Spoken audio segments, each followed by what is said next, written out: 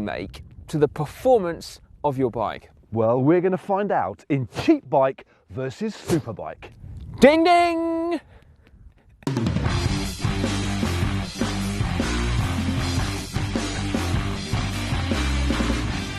Two bikes at the opposite ends of the spectrum. Firstly is this, Canyon's Aeroad.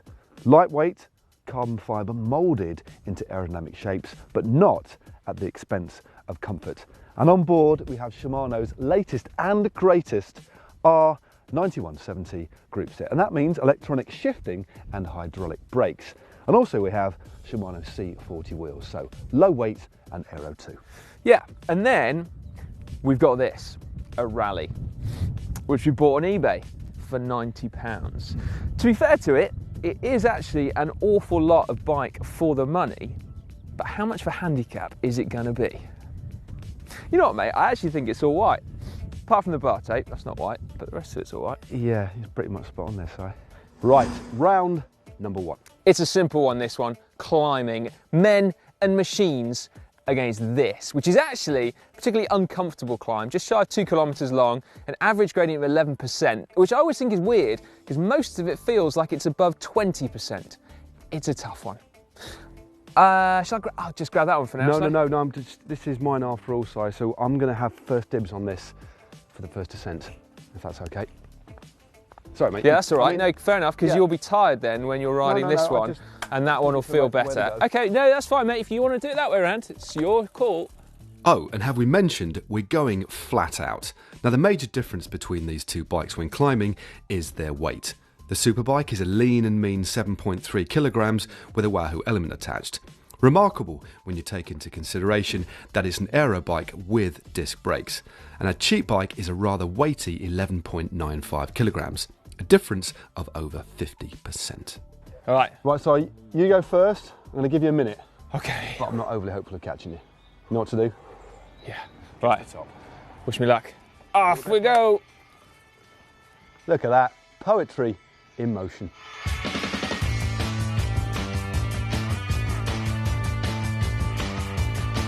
Beep, beep, beep, boop. In first time! Ho ho!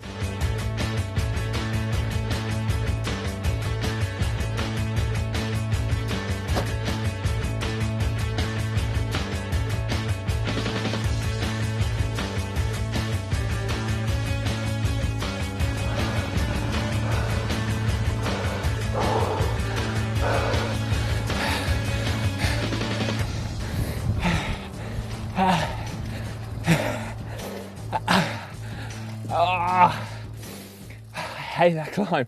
I absolutely hate that climb. To be fair though, I do like this bike. That felt cool. And most importantly of all up there, big range of gears. I ended up using my lowest, which is 34 at the front and 30 at the back. So we'll see how it goes on the other one with racier gears.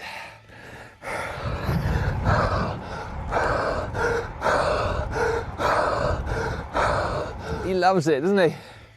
He loves it. Well, that's my first proper hill climb for a long time, but I didn't even need to think about the bike.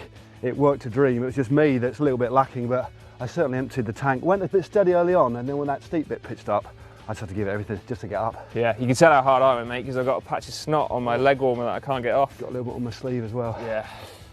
British hill climbs, eh? Run number 2 then, after a quick bike swap. As well as the weight, there was also the issue of the gears. Pedalling doesn't feel particularly different, it has to be said. Even cheaper gears are remarkably efficient. As a design, chains and sprockets are fantastic. Just as long as you keep them clean, which, as you know, I do mention from time to time. The gear range of the two bikes is broadly similar, even if our Superbike has 22 and our cheap bike has 16. And although the Canyon is an out-and-out race bike, the new Shimano Dura-Race has allowed us to fit an 11 to 30 cassette, which is just as well up here. Okay, run number 2. I'm looking forward to this, actually, weirdly enough. Superbike time for you, cheap bike for me. Go on, Si, give it all you got, mate. I will do, mate. Off you go. Look at that. Sweet as a nut. Yeah!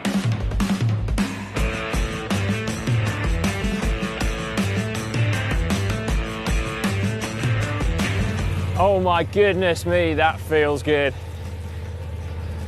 Like, stiff, responsive. I'm intrigued to know the results, but purely based on perception, this is another world, I'm afraid. Here we go, cheap bike time. First time.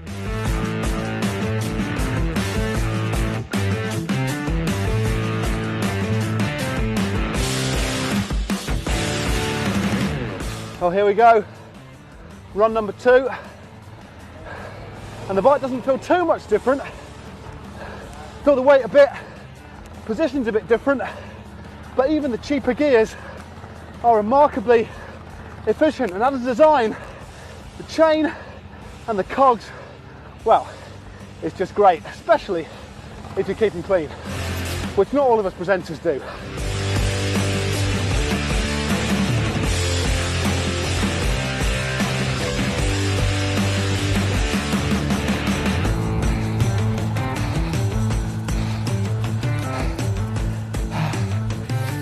Oh.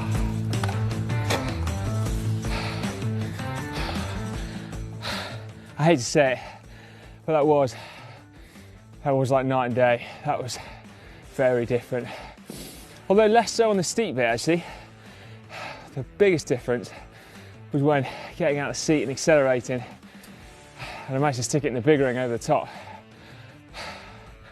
I'm interested to see the times.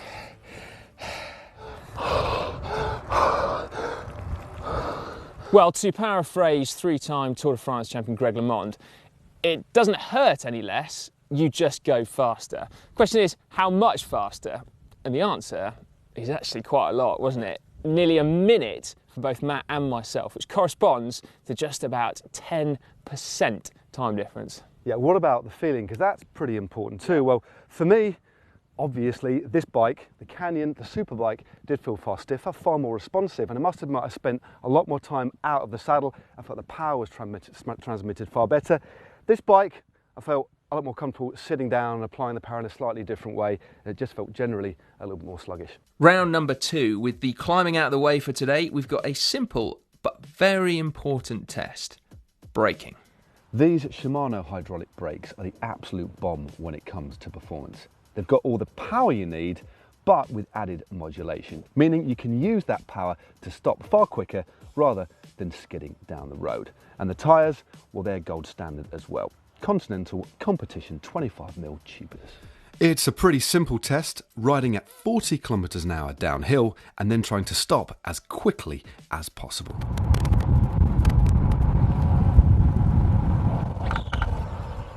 Oof. The weight distribution there was impressive. Thanks, mate. That's all right, mate. Well, 5.4, well, 5.5, 5.4. So 5 meters 40, 5.40. So the marker's been laid down. How is our cheap bike going to fare? Well, on the positive side, the cables are super smooth, loads of life left in the pads, and I have spent time setting them up. However, you'll see if I squish on the lever, there's quite a lot of flex actually in the caliper itself, meaning that you're going to lose a bit of power and you're going to lose modulation. And I've got a sneaking suspicion that these pads are a really hard compound, meaning that they're going to last a super long time, but they're not actually going to slow us down very quickly. Still, I'm going to give it a good go.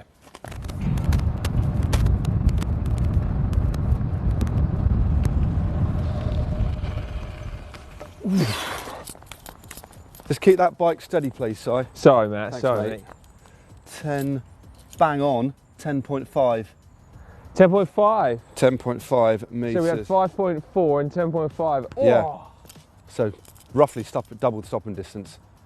Wow, Si, the results are in, and I can tell you there's nearly 100% difference in the stopping distances of the two bikes. I mean, let's be fair, the Rally, it stopped you, so it's safe enough. Yeah, yeah. But the stopping power of the Canyon is mightily impressive. Yeah, there was a significant difference. Admittedly, this is quite a controlled test, so there's not going to be that many occasions where you'd be doing an emergency stop in real life, or hopefully not anyway. But you've got to wonder, haven't you, that if that difference over the course of a whole ride, even just coming up to junctions and on descents and things, you'd have thought that would have quite a big effect, wouldn't you? Or will it? Challenge number 3, descending. Now, armed with our braking knowledge, just how are these bikes going to stack up? Will the added confidence of better braking make us faster? Will the improved aerodynamics help as well? Yeah, it's going to be interesting, isn't it? Now, you know that we don't exactly have any alpine descents on our doorstep, but this one is pretty good. 3 kilometres long, an average gradient of 5%. All right, stop laughing at the back. It's the best we've got, okay? We're not going to go flat out because it's open roads and we are, of course, getting old. But nevertheless, I think we should see how we get on. But significantly, I get to go on the superbike again. See you in a bit, Si. Okay, superbike run downhill. Here we go. Oh no, not clipped in.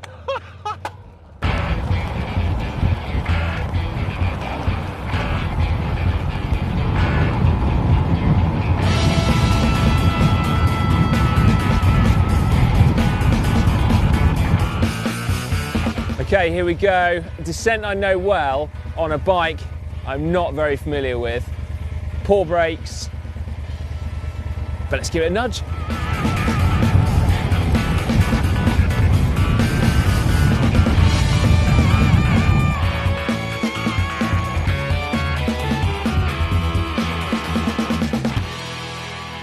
"25 seconds. I cannot believe that. Well, literally. Let's have a little look at this bike though. Aerodynamics have got to play a big part, okay, on that descent. And it was a bit of a headwind down the descent, but the disc brakes, so much power, they give me so much confidence going into those corners. I could brake relatively late compared to using normal caliper brakes, and even in these wet conditions as well. So yeah, aerodynamics and these wonderfully powerful brakes too. Yeah. I still can't believe 25 seconds. There were a couple of points where I ran out of gears, so I just freewheeled. And I did pedal. I've got bigger gears than you. We need to add that into the mix as well. Yeah, you do. But 25 seconds. I was not expecting that, mate. I was not expecting that. That's right. It's another brutally simple test. Ride 10 kilometres as fast as we possibly can. Now, so far, the differences between these two bikes have been significant, but not, I think, insurmountable. But I just have a hunch that maybe the superbike is going to land the killer blow on this one. Although, you've got a 1.5 watt saving on your element bolt there. Yep, that's not to be sniffed at. Pulled 1.5 watts back. It could be closer than we think. Why do I have a hunch that this is going to be a big one then? Well, firstly, I've got to say it's because it's going to be the longest challenge, so the gaps are likely to be larger. But aerodynamics are incredibly important in cycling, much more so than bike weight, in almost all instances, in fact, except for really steep climbs. The rider admittedly makes up the largest component of total aerodynamic drag, and I can actually get into a really good position on the cheap bike, so that's not something you have to pay for at all. My clothing is also the same, super aero in fact. However, the difference in the bike is still hugely significant. The shallow wheels and 32 spokes cause a lot of turbulence. The round tubes too punch a hole through the air, and it doesn't smooth airflow around it at all. Beep, beep, beep, beep. You missed a beep! That was only 4, wasn't it? Oh, sorry. Anyway, he's off.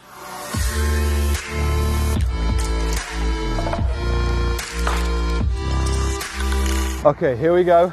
Beep, beep, beep, beep. In first time again.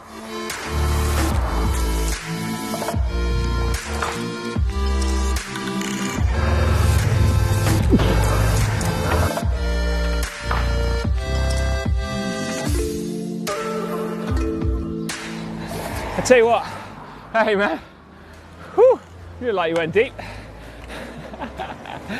The funny thing about all of this is actually the thing that bothered me the most, let it out mate, let it out. The thing that bothered me the most was I couldn't get the right gear because it's only 8 speed. I know it sounds stupid, but I was either pedaling too slowly or too fast. And like, it's not a biggie, but it does weigh on your mind a little bit when you're going full gas. Yeah, I went pretty much flat out there, mate. That one, there's no, the bike.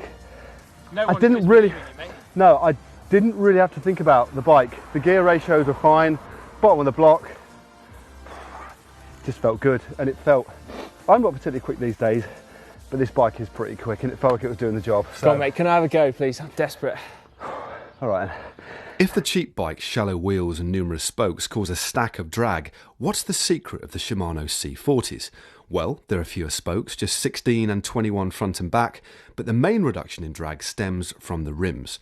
Deep section and made out of carbon fibre to allow for this specific wind-cheating shape. The rim is 28mm wide, so that there's minimal disturbance of air as it transitions from the tyre to the rim, and the shape of the rim itself is called toroidal. That means it's aerodynamic on both the so-called leading edge, but then also on the trailing edge, so as the air meets the second side of the wheel. You ready, mate? Go for it, mate. Okay.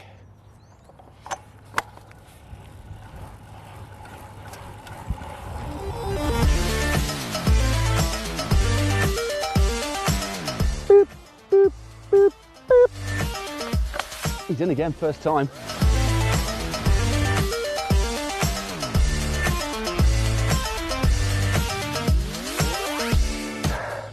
Time trial is horrible, isn't it? It is, isn't it? But at least it was over quicker on this one. I don't actually know exactly what the time difference was, but just looking at the Wahoo, it looked like there was between about 3 and 5 kilometers per hour difference at all times, which is massive, isn't it? Let's face it.